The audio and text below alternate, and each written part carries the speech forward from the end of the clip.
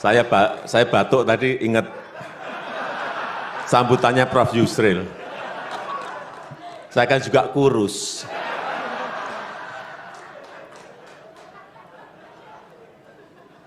Hadirin yang kami hormati, selanjutnya marilah kita simak bersama sambutan Presiden Republik Indonesia sekaligus berkenan membuka acara pada sore hari ini.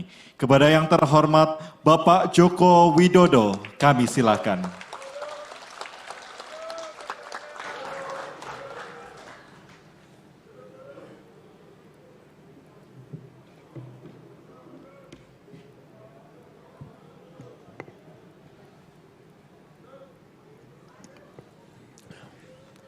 Bismillahirrahmanirrahim. Assalamualaikum warahmatullahi wabarakatuh.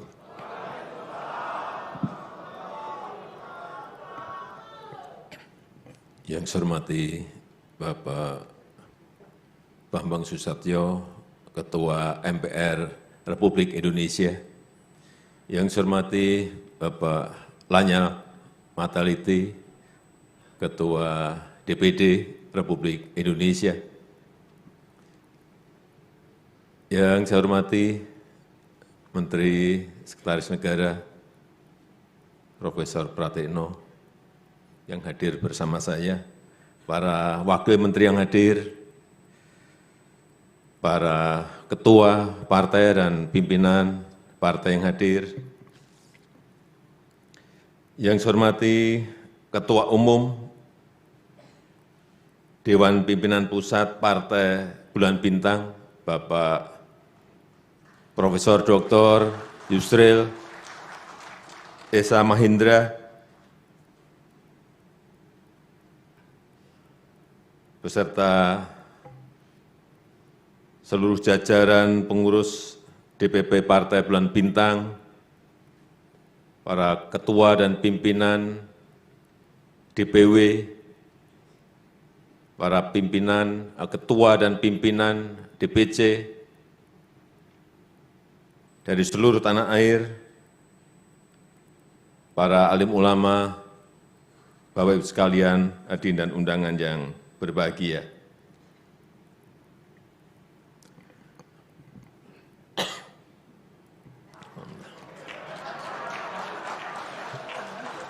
Saya batuk tadi ingat sambutannya Prof. Yusril.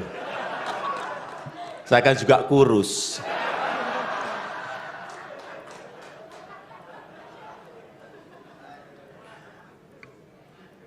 Yang pertama saya ingin mengucapkan selamat kepada Partai Bulan Bintang yang sudah lolos sebagai partai peserta pemilu di tahun 2024.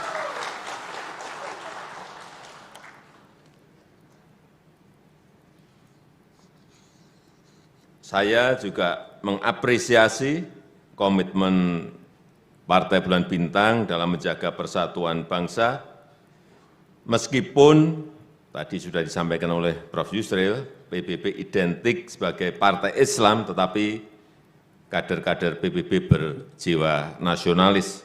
Saya tahu tadi seperti disampaikan oleh Prof. Yusril, beberapa ketua DPW PBB adalah non-Muslim, seperti di Papua, di NTT, dan di Bali.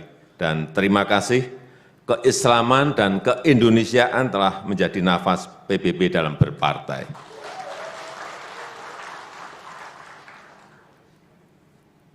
Tapi kalau menyimak apa yang disampaikan oleh Prof. Yusril tadi, dengan pengalaman yang begitu sangat panjang, saya mendukung loh.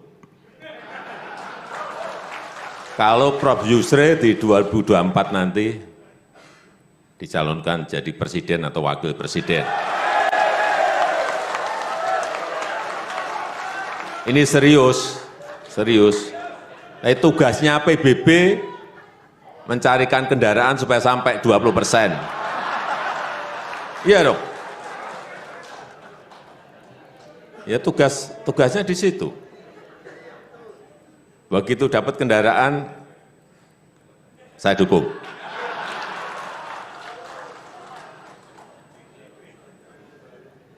Serius. Karena saya saat wali kota, salah satu partai yang mendukung saya saat itu adalah PBB. Saat presiden juga PBB. Jadi kalau saya dukung gantian nggak ada salahnya.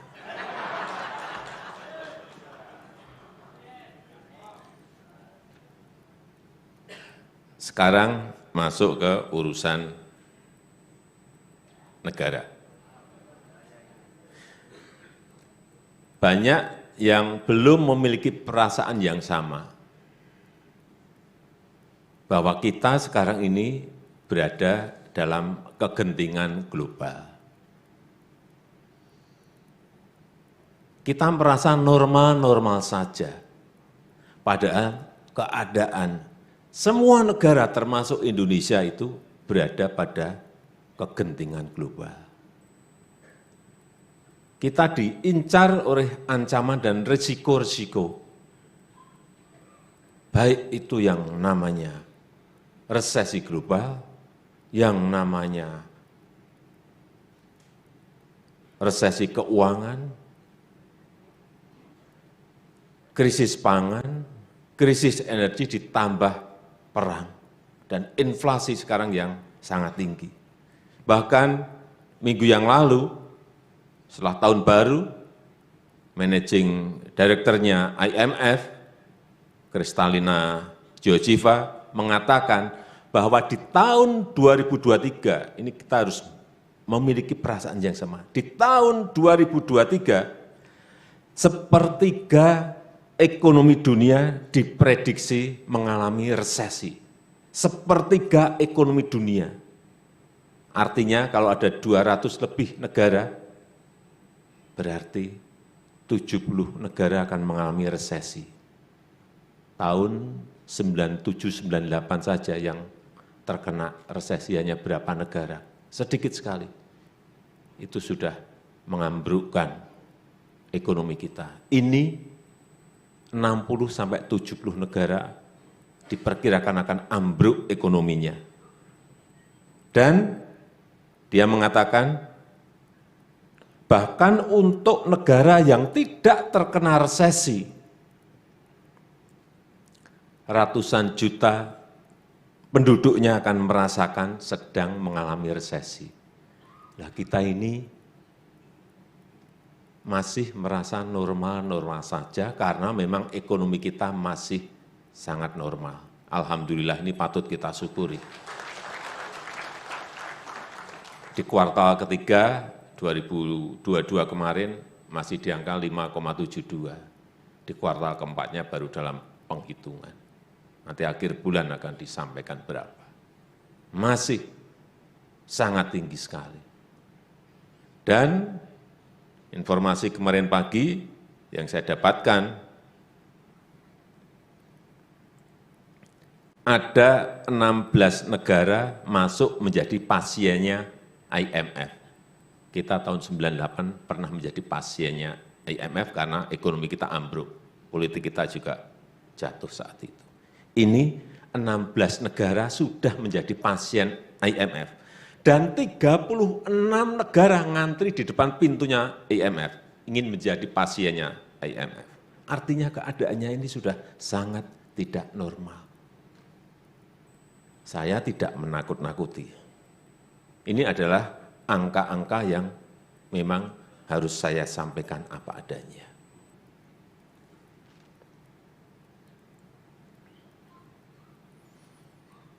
Dan ditambah akibat pandemi dan akibat perang, setiap malam sekarang ini terhitung angkanya, terakhir yang saya terima, terdapat 825 juta orang tidur dalam kondisi kelaparan. 825 juta. Kenapa kita masih merasa biasa-biasa saja ya? Karena pertumbuhan ekonomi kita masih tinggi sekali, 5,72. Dan itu kalau di G20 kita tertinggi.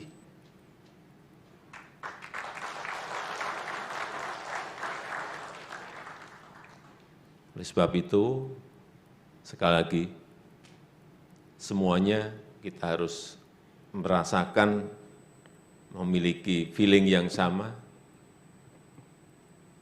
bahwa kegentingan global ini mengancam semua negara. Dan karena daya saing kita yang semakin baik, didukung oleh infrastruktur yang pemerataannya kita lakukan di semua provinsi, alhamdulillah itu sangat mendukung sekali stabilitas ekonomi kita saat ini.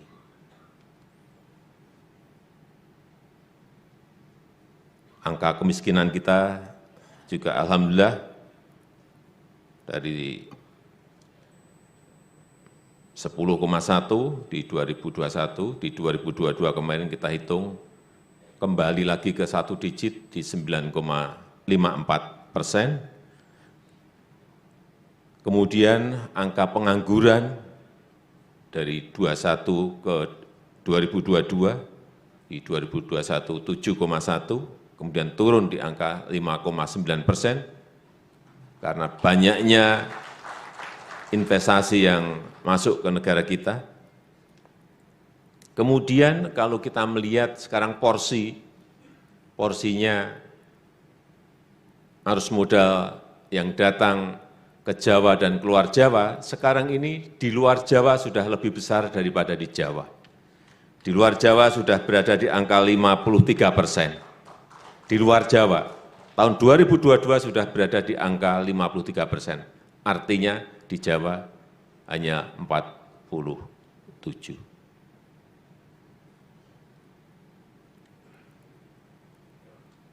Kalau ini terus naik membesar, artinya pemerataan ekonomi itu akan terjadi tidak hanya di Jawa saja, tetapi juga terjadi di luar Jawa. Karena kita tahu kita ini memiliki 17.000 pulau dan Jawa adalah satu-satunya. Tetapi kalau melihat angka-angka di Jawa ini, PDB ekonomi itu berada di angka 56%. 56% PDB ekonomi ada di Jawa. Terus yang pulau yang lain, yang 17.000 itu disisain berapa-berapa, dapat kita bayangkan. Penduduk juga sama, 56% penduduk Indonesia itu ada di Jawa. Sudah sangat dan terlalu padat penduduk dan ekonomi yang berada di Pulau Jawa. Inilah yang terus ingin kita lakukan pemerataan ekonomi. Dan momentum ini harus kita jaga terus, stabilitas politik, stabilitas keamanan, harus kita jaga. Dan masuk ke tahun politik ini yang tinggal 1 tahun lagi, ada Pilpres, ada Pileg, betul-betul harus kita jaga dengan baik, stabilitas politik, stabilitas keamanan, sehingga tidak mengganggu pertumbuhan ekonomi yang ada. Jangan sampai kegentingan global ini ada, kemudian kita masuk ke tahun politik, kemudian mengguncangkan sisi ekonomi, mengembalikannya itu sangat sulit sekali dalam posisi dunia yang tidak pasti, yang sulit diprediksi, yang sulit dikalkulasi seperti yang kita lihat saat ini. Dan kita harapkan dalam kontestasi politik, Pilpres maupun Pileg, saya selalu titip, jangan menggunakan politik identitas. Sekarang ini bukan eranya lagi politik gontok-gontokan. Sekarang ini eranya adu gagasan, kontestasi program, mengadu ide. Saya rasa, saya setuju tadi yang disampaikan oleh Prof. Yusril.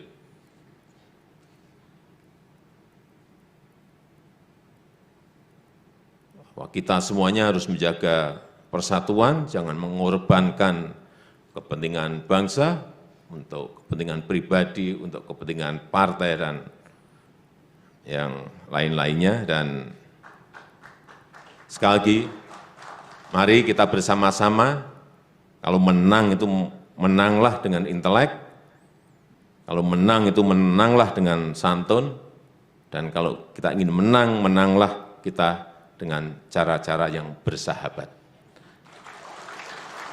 Saya rasa itu yang ingin saya sampaikan dalam kesempatan yang baik ini.